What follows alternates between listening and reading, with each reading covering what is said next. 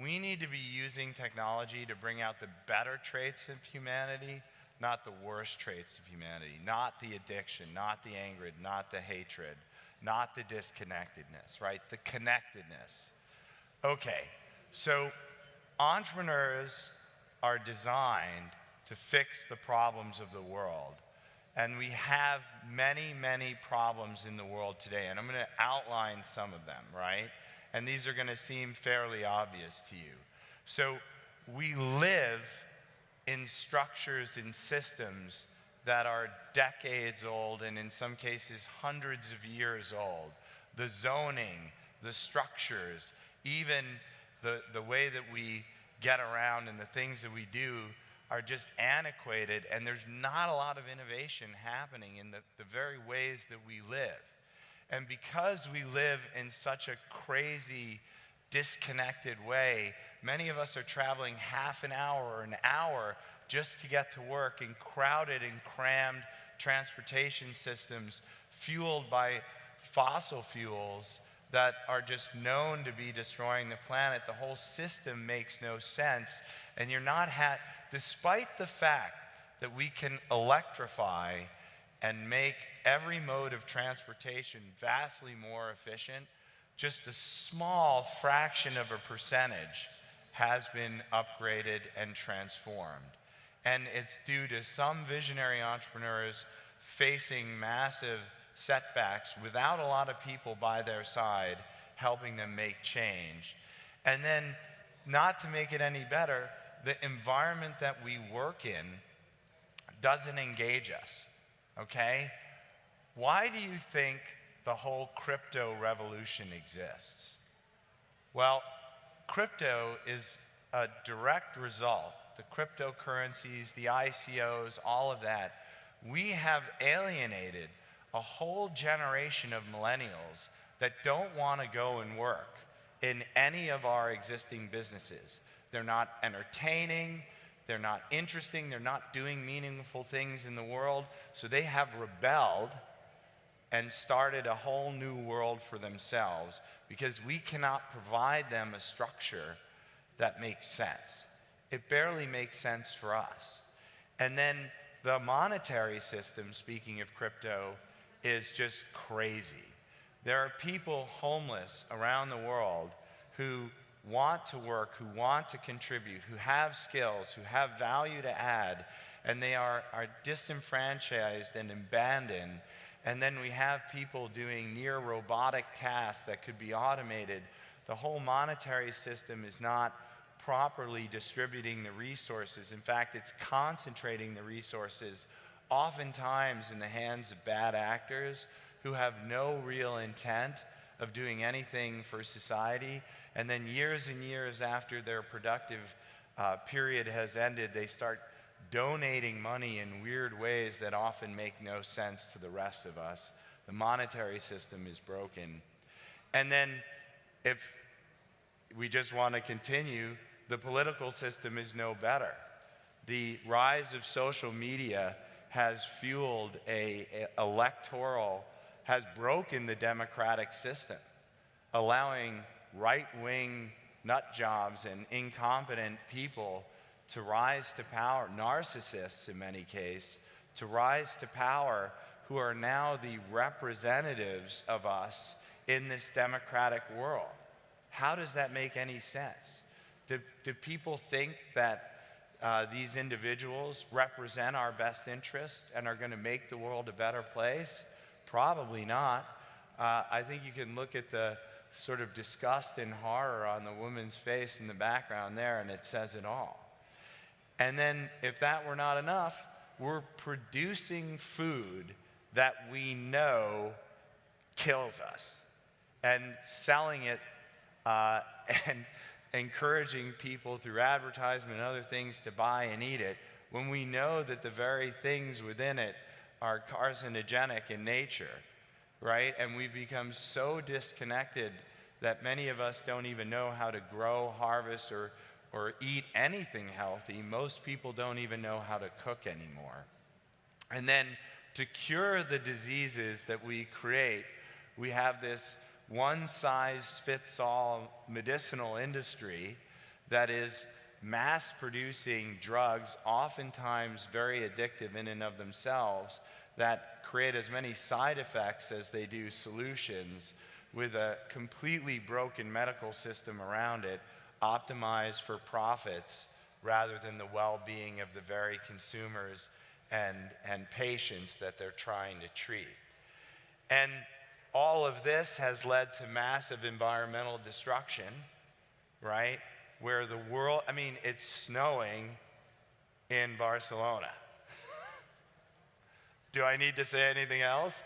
I mean, it's not exactly every day that it snows in Barcelona. I don't think it's a good sign for humanity that it is snowing in Barcelona today. Basically, the world's climate's on fire. And then on top of that, the way we treat our natural environment, the way we treat our fellow animals is abhorrent. And this is the world that we have built, okay? This is the world that we have built. This is the world that you have built. This is the world that I have built. And I don't think any of us are proud of it. And if you are, you should be ashamed. And so, while the problems of the world are many, the minds of the world are bright. And so I'm going to be talking with you about how we get out of this. Because I believe we can fix the problems of the world, and we need to start now. I believe that you can fix the problems of the world, right? I believe that everyone in this room right now can start on a journey to fix the problems of the world, because it's never too late to start. This is the most important thing of our time. There's nothing else that matters right now, right? We are on the edge of a precipice that we have made, and we can make our way out of it, but we are asleep, okay? Most of us are asleep. We've been dopamine tricked into looking at our smartphone, watching Netflix or whatever else we do, and we're not paying attention to what's going on. And today, most of us fall into this denier/observer paradigm. And what we need to do is move to doer and believer, right? We need to believe that we can make the world better. We need to believe in that original vision for technology to enhance humanity and get us eating good food and get us in a good political system and addressing all the issues that we ourselves have made. And we need to move there. And entrepreneurs are the catalyst. And I'm going to explain how this all works, and I'm going to introduce some new concepts. So, entrepreneurs believe in a new future. They believe in something. And startups, therefore, become a collection of people with aligned beliefs. Okay? So when you set out and you say, hey, I'm going to launch a rocket, or I'm going to fix transportation, or I'm going to inspire entrepreneurs, or I'm going to, improve the food system, the initial people that come and work with you as an entrepreneur, you're not paying them enough money, you're not, putting them in some 401k plan that's going to take care of their children. What you are doing is you're giving them a belief that they agree with and align with, and they come join forces with you to pursue that vision. So you create this team working with, not for, working with you to change the world, to realize that vision. And this is a very important concept I want to dwell on for a moment. The modern world is not a world of working for. It's a world of working with, right? And it's a world of working with other people around these shared beliefs, right? The more people that begin to believe, the stronger the startup becomes. So the initial team members believe in the vision. Then maybe investors believe in the vision. Then the users believe in the vision. Then more users believe in the vision. And even the craziest visions, the crazy, crazy things can become very, very large, multi-billion-dollar businesses if people believe, right? Does that sink in? So, belief is the new currency of success, all right? This is probably the most important thing that I'm going to say to you today, and so I want this to sink in. A lot of you have misconstrued views of the modern day startup, and I want to take a tangent on this as well.